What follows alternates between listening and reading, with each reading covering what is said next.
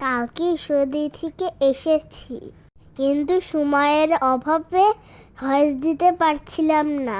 দাদু বাড়ি থেকে আসার সময় মনটা একটু খারাপ হয়ে যায়। আমার তো আসতেই ইচ্ছা করে না।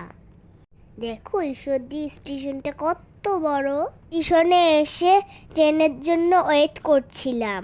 দাদাকে কি যেন মোবাইলে দেখাচ্ছিলাম। ঈশ্বরদীতে থাকলে দাদা আমাকে নিয়ে অনেক ঘুরে বেড়ায়। কিছুক্ষণ পর ট্রেন চলে আসলো। ট্রেনে উঠতেই হবে, ঢাকা আসতেই হবে, আর স্কুল আছে। ট্রেনে উঠে ঘুমিয়ে পড়েছিলাম। তারপর ঘুম থেকে উঠে একটা চিপস খেলাম। যদিও চিপসটা আমি খুব বেশি খাই না।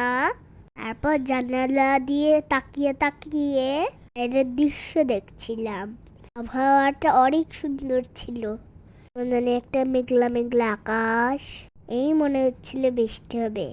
আর গুড়ি গুড়ি বৃষ্টিও পড়ছিল।